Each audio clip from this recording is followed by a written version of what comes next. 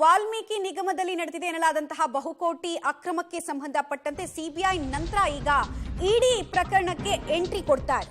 Union bank ನೀಡಿದ ದೂರಿನ ಬಗ್ಗೆ ಮಾಹಿತಿಯನ್ನ ಇಡಿ ಅಧಿಕಾರಿಗಳು ಪಡ್ಕೊಂಡಿರೋದ್ರ ಬಗ್ಗೆ ಮಾಹಿತಿ ಲಭ್ಯ ಆಗ್ತಾ ಇದೆ. ಹೀಗಾಗಿ ಸಂಕಷ್ಟ ಅವ್ಯವಹಾರದಲ್ಲಿ ಪಾಲ್ಗೊಂಡವರಿಗೆ ಮುಂದುವರಿತಾರೆ. ಯೂನಿಯನ್ ಬ್ಯಾಂಕ್ ನೀಡಿದ ದೂರಿನ ಮಾಹಿತಿಯನ್ನ ಇಡಿ ಪಡ್ಕೊಂಡಿದೆ.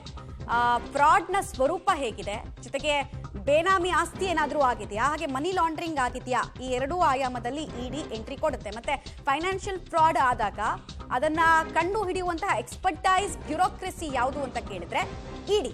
ಸೊ ಪಬ್ಲಿಕ್ ಟಿವಿಗೆ ಉನ್ನತ ಮೂಲಗಳಿಂದ ಈ ಬಗ್ಗೆ ಮಾಹಿತಿ ಕೂಡ ಲಭ್ಯ ಆಗ್ತಾ ಇದೆ. ಸೊ ಸಿಬಿಐ ಬಳಿಕ ಇಡಿಯಿಂದ ಕೂಡ ECIR ದಾಖಲಾಗೋ ಸಾಧ್ಯತೆ ಇದೆ. FIR ಎಲ್ಲ ಈ ತನಿಖಾ ಸಂಸ್ಥೆಗಳು ಮಾಡಿದ್ರೆ ಫೈನಾನ್ಷಿಯಲ್ ಫ್ರಾಡ್ ಅನ್ನ ತನಿಖೆಯನ್ನು ನಡೆಸುವಂತಹ ಇಡಿಯಲ್ಲಿ FIR ಆದ ಅದನ್ನ ECIR ಅಂತ ಹೇಳ್ತೀವಿ. ಸೊ ರಿಜಿಸ್ಟರ್ ಆಗುವಂತಹ ಸಾಧ್ಯತೆ ಬಗ್ಗೆ ಈಗಾಗಲೇ ಮಾಹಿತಿ ಸಿಗ್ತಾ ಇದೆ. ಈ ಪ್ರಕರಣದಲ್ಲಿ 5ಕ್ಕೂ ಹೆಚ್ಚು ಜನರನ್ನ ಬಂಧಿಸಲಾಗಿದೆ. ಡೀಟೇಲ್ಸ್ ಕೊಡ್ತಾರೆ ಮುರಳಿ, ನೇರ ಸಂಪರ್ಕದಲ್ಲಿ ಜಾಯ್ನ್ ಆಗ್ತಾರೆ. ಮುರಳಿ, ಈಗ ಇಡಿಯಿಂದ ಕೂಡ ಈಗ FIR ದಾಖಲಾಗುವ ಸಾಧ್ಯತೆ ಎಷ್ಟರ ಮಟ್ಟಿಗಿದೆ? ಮತ್ತೆ ಮನಿ ಲಾಂಡ್ರಿಂಗ್ ಹಾಗೂ ಅಕ್ರಮ ಆಸ್ತಿ ವಿಚಾರಕ್ಕೆ ಸಂಬಂಧಪಟ್ಟಂತೆ ಏನೇನು ಆಯಾಮದಲ್ಲಿ ಇಡಿಯಿಂದ ತನಿಖೆ ಆಗುತ್ತೆ ಮತ್ತು ಇಡೀ ಪ್ರಕರಣದ ಸ್ವರೂಪ ಹೇಗೆ ಬದಲಾಗ್ತಾ ಹೋಗುತ್ತೆ ಇಡಿ ಎಂಟ್ರಿಯಿಂದ?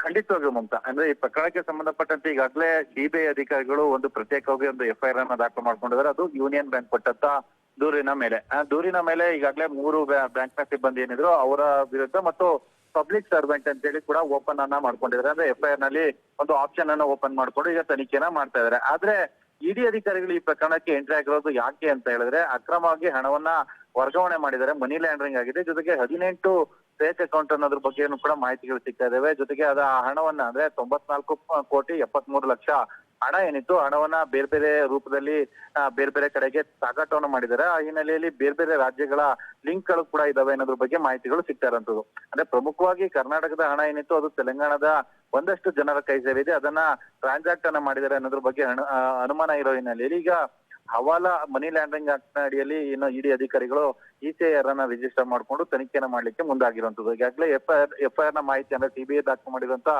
FIR ನ ಮಾಹಿತಿಯನ್ನ ಇಡಿ ಅವರು ತೆಗೆದುಕೊಂಡಿದ್ರೆ ಬಹುತೇಕ ಸೋಮವಾರ ಅಥವಾ ಮಂಗಳವಾರದ ಒಳಗಾಗಿ ಇಡಿ ಅವರು ಕೂಡ ಅಧಿಕೃತವಾಗಿ ಪ್ರಕರಣದ ತನಿಖೆಗೆ ಎಂಟ್ರಿ ಆಗುವಂತ ಸಾಧ್ಯತೆಗಳಿದಾವೆ. ಈ ಹಿನ್ನೆಲೆಯಲ್ಲಿ ಇನ್ನಷ್ಟು ದೊಡ್ಡ ಮಟ್ಟದ ಸಂಕಷ್ಟ, ಈ ಅಕ್ರಮದಲ್ಲಿ ಭಾಗಿಯಾದಂತವರು ಮತ್ತು ರಾಜ್ಯ ಸರ್ಕಾರದ ಮೇಲೆ ಆರೋಪಗಳಿರೋ ಹಿನ್ನೆಲೆಯಲ್ಲಿ ದೊಡ್ಡ ಮಟ್ಟದ ಸಂಕಷ್ಟ ಕೂಡ ಎದುರಾಗುವಂತ ಸಾಧ್ಯತೆಗಳು ಇದೆ ಅಂತ ಹೇಳಿ ಈಗ ಹೇಳಲಾಗ್ತಾ ಇರೋಂಥದ್ದು ಮಮತಾ. ರೈಟ್, ಧನ್ಯವಾದ ಮುರಳಿ ತಮ್ಮ ಮಾಹಿತಿಗಾಗಿ.